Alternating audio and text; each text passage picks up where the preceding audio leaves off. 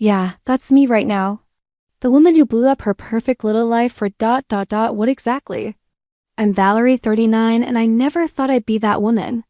You know, the one everyone whispers about. It all started so innocently. Maxwell and I had been married for 15 years with twin girls who just turned 12. He was dependable, stable, everything I thought I wanted, but somewhere along the way I started feeling invisible. Maxwell would come home from his accounting job, kiss me on the cheek, ask about dinner, and then disappear into his home office until bedtime. Day after day, the same routine. I kept thinking, is this really all there is? Between us, I was dying. Inside while smiling on the outside. Then Ryan started at my marketing firm. Tall, confident, actually listened when I talked. The complete opposite of Maxwell, who could barely remember our anniversary without a calendar reminder. Ryan would bring me coffee in the morning. Not because I asked, but because he noticed I liked it. When was the last time Maxwell noticed anything about me? Those daily coffees turned into lunch breaks, which turned into happy hours. We're just work friends, I told myself, even while I was putting on extra makeup and picking out my best outfits. The first time we kissed was after the company's summer party. Everyone was tipsy, and he walked me to my car. I told myself it was a mistake, that it wouldn't happen again. But then it did again and again. Soon we were meeting at his apartment. During client meetings, I'd put on my calendar. The whole thing made me feel alive for the first time in years. Like I was someone worth wanting. Not just some glorified house manager whose husband couldn't be bothered to look up from his phone. For 6 months, I lived this double life. Meeting Ryan whenever I could, coming home to Maxwell and the girls, pretending everything was normal. The line became so easy it scared me. Working late again? Maxwell would ask, and I'd nod, saying, big project deadline, while texting Ryan under the table. Sometimes I'd pick fights with Maxwell just so I could storm out and see Ryan. I'd twist Maxwell's words, make everything his fault. The mental gymnastics I was doing, you wouldn't believe. Ryan knew I was married, but he didn't seem to care.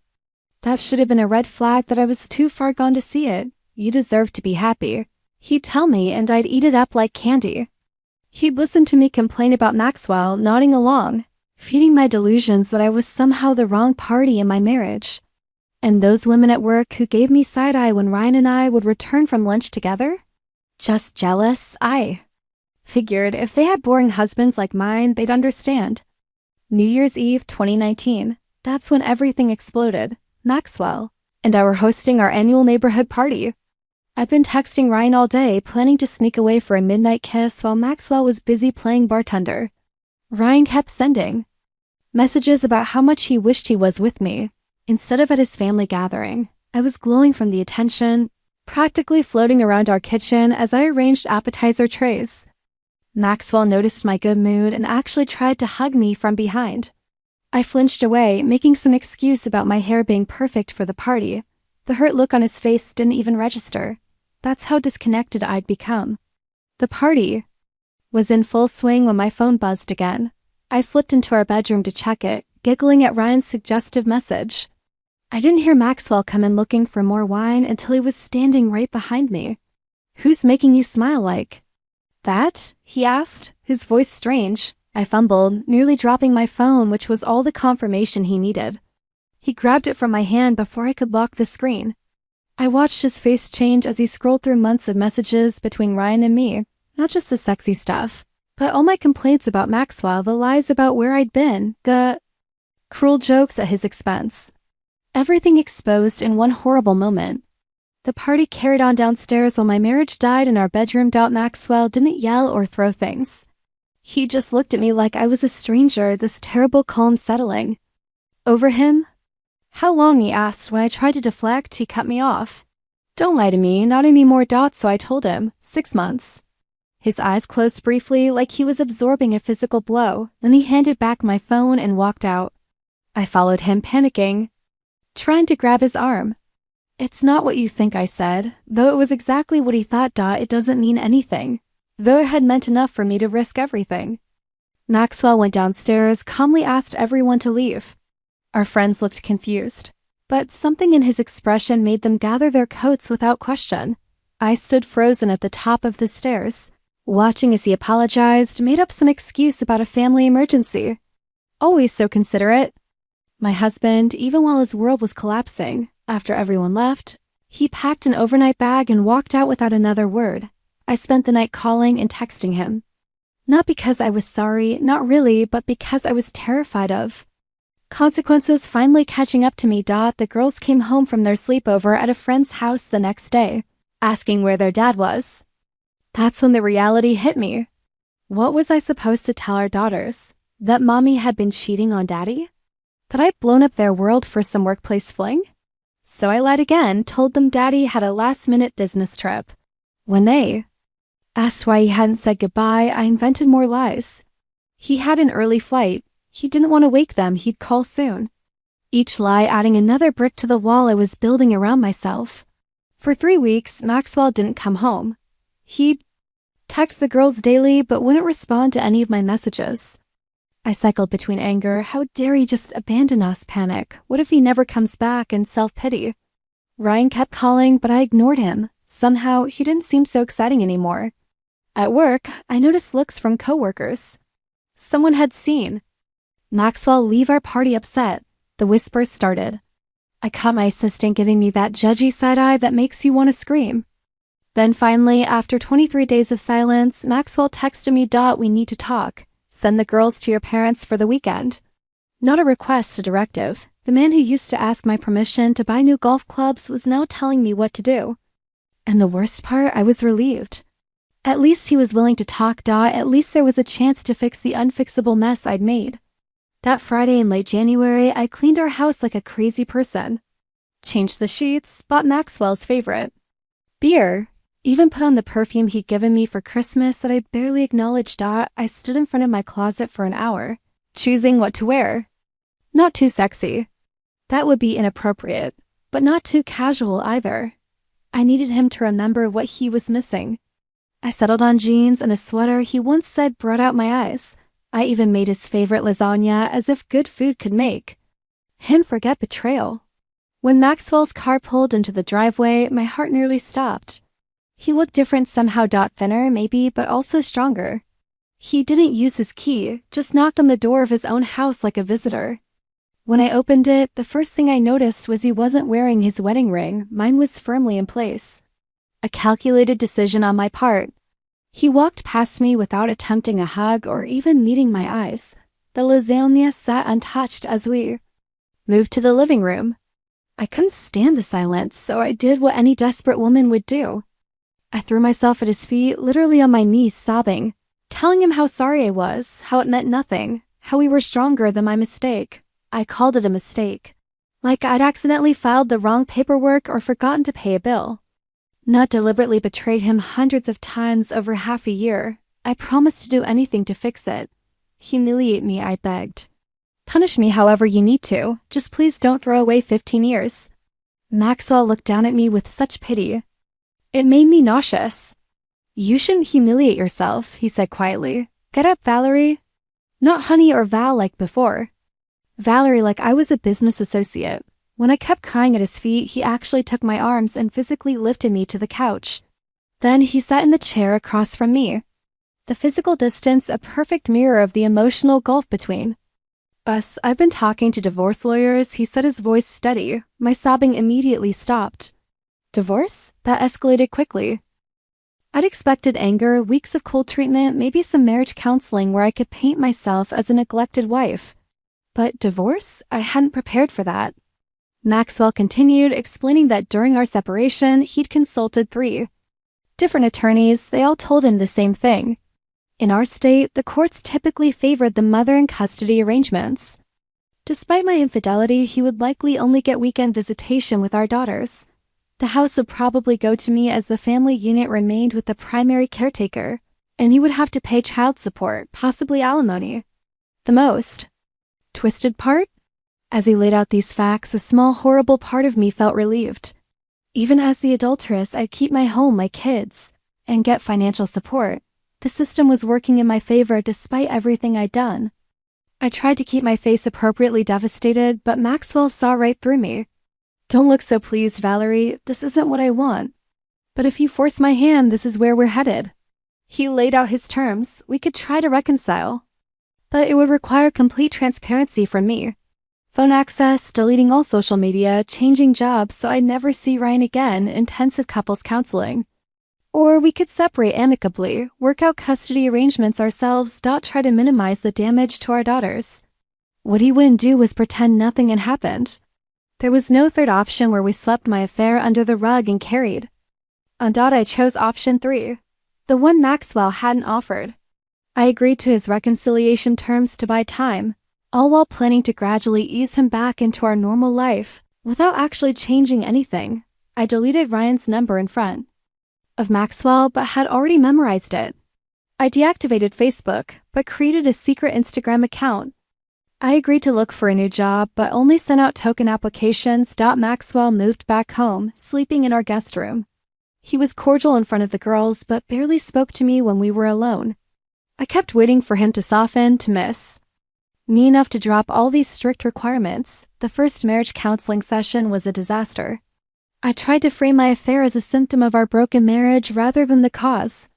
The therapist, a gentle-voiced woman in her 50s, didn't buy it. Valerie, there are many ways to address marital dissatisfaction.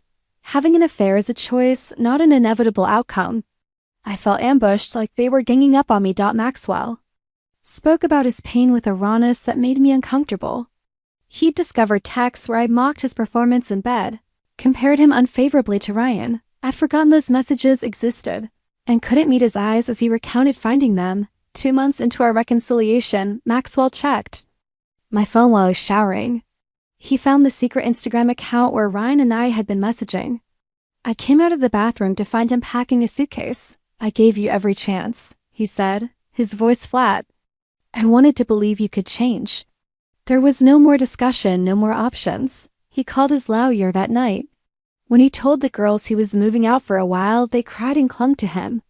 I watched from the doorway, suddenly terrified of the moment when they would inevitably ask why, and when they would learn the truth about their mother.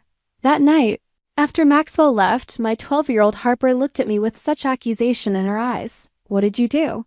She asked, not what happened or why is Dad leaving, but what did you do? Kids always know more than we think they do. The divorce proceedings started and Maxwell was efficient. No emotional pleas, no second chances, just methodical separation of our lives. As predicted, I was granted primary custody in the house, with Maxwell getting the girls on weekends. The first time he came to pick them up as a visitor to what had been his home for 15 years. I saw him blink back tears as he waited in the driveway instead of coming inside. The girls ran out with their overnight bags, excited to see their dad, not looking back at me standing in the doorway. That night alone in our big house, my house now, I called Ryan. The excitement was long gone, but I was desperate for validation, for someone to tell me I wasn't a monster. He agreed to come over and we had sad mechanical interaction that left me feeling emptier than before. Afterward, he checked his watch repeatedly, making excuses about an early meeting the next day. As he was leaving, he mentioned casually that he'd accepted a promotion in another department. It's probably for the best if we cool things for a while, he said. People at work are talking and I don't need that kind of attention right now. Just like that, I was disposable to him too. Within 3 months of our separation, rumors about my affair had spread through our entire social circle. Invitations dried up. School events became exercises in humiliation. As other mothers whispered when I walked by, that's the one who cheated with the guy from her office. At my daughter's spring band concert, I saved seats for my parents and sister, but they sat with Maxwell instead, leaving me alone in a row of empty chairs. Months after our divorce was finalized, I was scrolling through Facebook when I saw a post from Maxwell's cousin. It was a picture of Maxwell at a restaurant, smiling more genuinely than I'd seen in years, across from a pretty brunette I didn't recognize. The caption read, "So happy to see Max finding joy again. Amy is a keeper." The comments were filled with supportive messages, friends and family cheering on this new relationship. My finger hovered over the comment button, but what could I possibly say? I had no right to feelings about this. I clicked on Amy's profile instead, torturing myself with pictures of this stranger who was now part of my former life. She was a pediatric nurse, younger than me, but not dramatically so, with kind eyes and a warm smile. Her profile was filled with book recommendations, hiking photos, and fundraisers for children's hospitals. She looked wholesome, genuine, everything I'd failed to be for Maxwell. The real gut punch came 2 weeks later when the girls returned from their weekend with Maxwell, chattering excitedly about Dad's friend Amy, who had taken them rock climbing and taught them to make homemade pasta. "She's really nice, Mom," Harper said, watching my face carefully. "And she makes Dad laugh a lot." The implied comparison hung in the air between us. When was the last time I had made their father laugh? When was the last time I'd spent a day doing activities focused entirely on them rather than checking my phone every 5 minutes? That's great, sweetie, I managed, my throat tight. "I'm glad you had fun." Later, I overheard the twins in their room. "Do you think Dad's gonna marry Amy?" Zoe asked. Harper's response was a knife to my heart. "I hope so. Dad deserves to be happy after what Mom did." They knew, of course they knew. Maybe Maxwell had told them, or maybe they'd pieced it together from overheard conversations and changed behaviors. Either way, my daughters were aware that their mother had betrayed their father, and they had made their judgments accordingly. At work, things were equally bleak. Ryan had indeed been promoted and moved to another department, but not before rumors of our affair had circulated widely. My female colleagues were particularly cold, perhaps singing me their own worst fears about workplace relationships, or perhaps just disgusted by my choices. My boss, who had once considered me for advancement, now barely made eye contact during meetings. I'd become a liability, tagged with an invisible scarlet letter. The year after our divorce, Maxwell and Amy got engaged. The girls came home from their weekend visitation wearing new charm bracelets, gifts from Amy to celebrate the engagement and welcome them to their expanded family. They were thrilled, already discussing bridesmaid dresses and flower arrangements. I smiled and asked appropriate questions, while feeling like I was watching my replacement take over the life I had discarded. The wedding was scheduled for the following spring.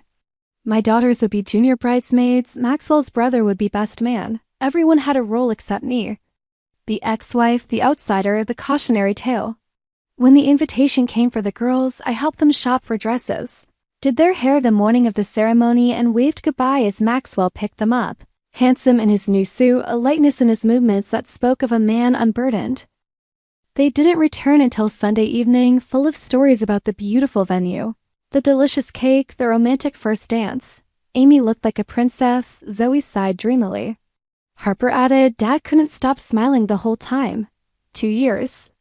After our divorce, I found myself sitting alone at my kitchen table on a Friday night, scrolling through dating apps without interest. The girls were with Maxwell and Amy, who was now pregnant with their first child together.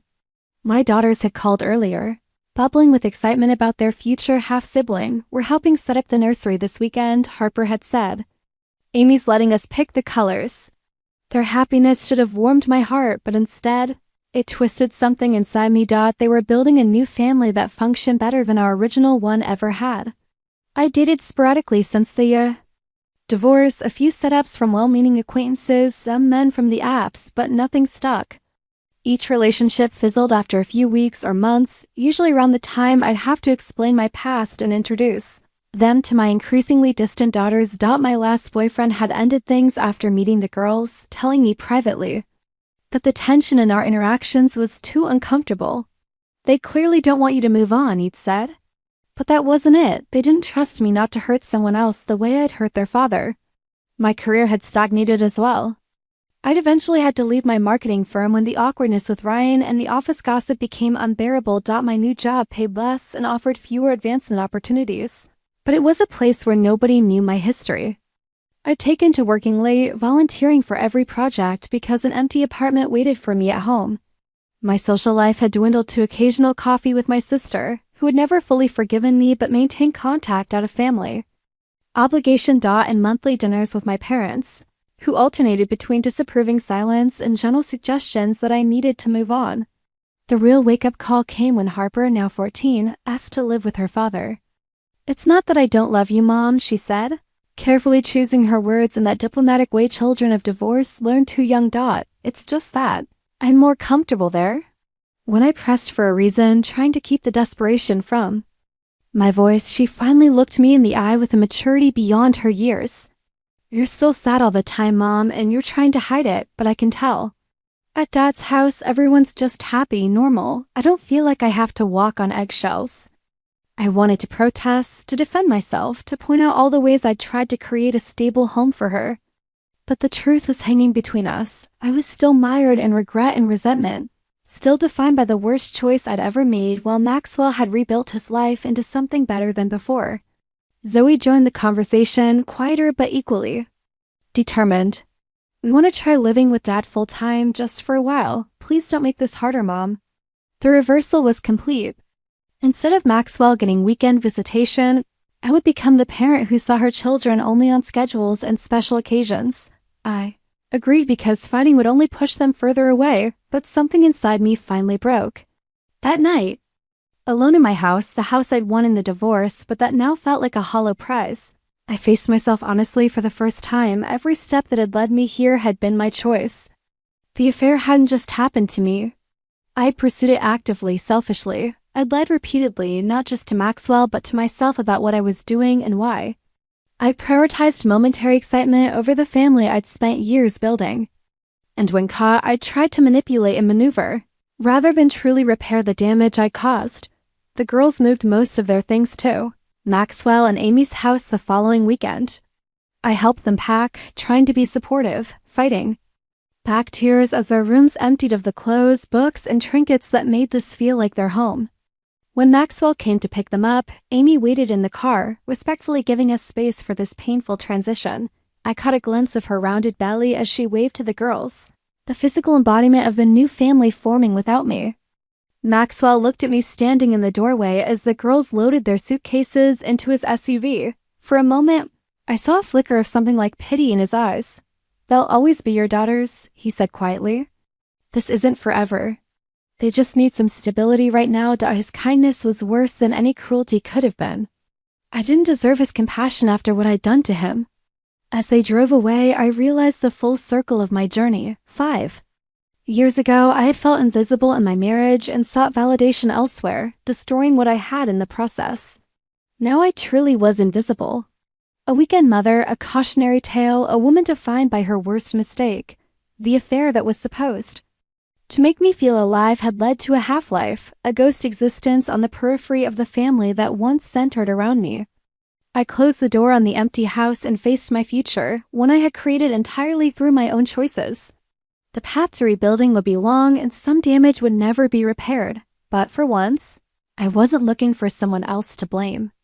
Or for an easy way out. This was my reality now. I had cheated with a coworker, my husband had filed for divorce, and I had been too ashamed to tell our kids why now they knew anyway, and I was left with nothing but the truth I had tried so hard to avoid.